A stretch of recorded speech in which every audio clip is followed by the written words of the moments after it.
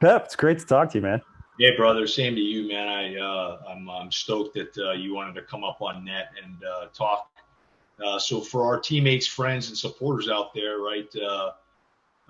Lino Miani is the president of the Combatant Diver Foundation. Pep Tablata with the Marine Reconnaissance Foundation, and we kind of wanted to talk about the CDF today and its roles and responsibilities, and then for our Marines and sailors from the reconnaissance community, let you all know kind of what CDF's about. So, a couple of things. For those you don't know, across the Department of Defense, there are multiple organizations that produce, train, certify, and conduct combatant diving operations. Obviously, our teammates in NSW, the Army Special Forces certainly has a significant capability, AVSOC in the Air Force, and of course we as the reconnaissance force reconnaissance and also the Marine Raider community. So CDF, right, an organization that represents combatant divers from across the United States Department of Defense, not just Special Forces, which Lino is a retired Special Forces officer, but also represents combatant divers internationally as our partners and allies. So we kind of just wanted to talk about that today. So I'll turn it over to you, Lino, and give us your thoughts for the audience. Well, thanks, Pep. I mean, you're being humble a little bit because this meeting was actually your idea, and it started because, if I recall correctly, you give us a call and said, "Hey, we're having this awesome event to support the families and survivors down in the Florida Panhandle. And do you guys want to be a part of it?" And the answer, of course, is absolutely yes, because we have a good relationship with Third Force Recon Company, which is down there in the Mobile Bay area, as well as the Marine Corps Combatant Dive Course, which is in the Pensacola Military Complex, as you know. And the reason we have that good relationship is because they support our events. And so I think the whole purpose of this discussion is, we get a lot of questions from Marines that ask me, hey, or us, how is CDF for us? Is CDF for Marines? Is the history that you're trying to preserve through your mandate as preserving the history of combat divers, is that for Marines? The answer is absolutely yes, because we, as a historical preservation focused organization, realize that we can't do a credible job of preserving the history of combat diving if we're not talking about the Marines, if we're not talking about NSW, and if we're not talking about the Allies. And it's intergenerational because the history of what we do goes back to pre-World War II, frankly. And so we've put ourselves in a position of trying to make sense of the moments in history and the technology and the people that influenced all that to put it together into what we know today as a combatant dive capability. And so we're trying to preserve that history. It absolutely includes the Marines. And so between CDF and MRF, for those of you who don't know, we've developed a really good working relationship in terms of your line of effort 3, which is historical preservation. We try to support that as much as we can, and frankly, we benefit from your efforts as well. And so we work with the Marines to support our events. We try to include Marine history and Marine culture in everything that we do. We've got a commemorative art program that includes, Recon Jack is on our commemorative art program pieces. We consult with you in order to know, how did the Marine Corps fit into this, et cetera, et cetera. So this is when we talk about CDF and our mission and our mandate, it's not just an Army thing. It's not just an Air Force thing. It's definitely a joint force. And so we're super happy to be having this conversation with you. Yeah, brother. I mean, that's a fantastic point, right? So, our foundation, the Reconnaissance Foundation, LE3, is historic preservation. And we kind of see the CDF as an adjunct or adjacent to that, with a specific focus on combat divers and the history of it. And a little known fact for some of the younger, reconnaissance Marines and sailors and our supporters is, back in the day, the Marine Corps did not have our own combat and dive course. And, in the late 70s to early 80s, it was fairly common for Force Reconnaissance Marines and our Special Amphibious Reconnaissance Corpsmen to go to Key West, to go to the Key West Combat and Diver School, the Army Special Forces Underwater Operations course. And so, that was a genesis and helped us develop what is now the Marine Combat and Diver, course that is in Panama City.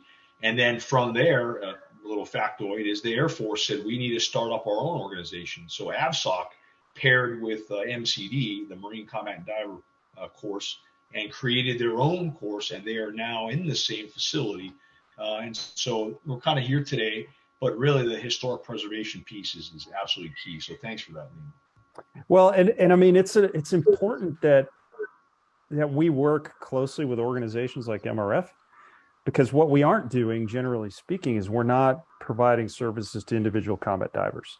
And we get questions about that a lot. The answer we give folks when they ask us, why aren't you providing services for combat divers, is we're preserving the history. And there are a number of organizations like MRF that are doing a fantastic job of serving the survivors and the families and the individual combatant divers out there that have, needs. And so we find it to be a much more efficient and synergistic sort of relationship when I can support MRF in their efforts and their exercises and their events, rather than trying to just, reinvent the wheel or create a competitive effort on our part. We preserve history. You guys are helping out with, Marines and their families in the way that you do. And we just find that to be an absolutely complementary relationship. And so we're happy to support MRF in any way that we can. And we definitely enjoy a lot of support from your end too. And so the Marines are such a big part of this for us. Thanks, brother. Well, a good example of that mutual support effort is, our annual Reconnaissance Foundation Wounded Teammate and Family Retreat. We are going to be in our fourth year now. We're coming out to Destin, Florida, Fort Walton Beach area.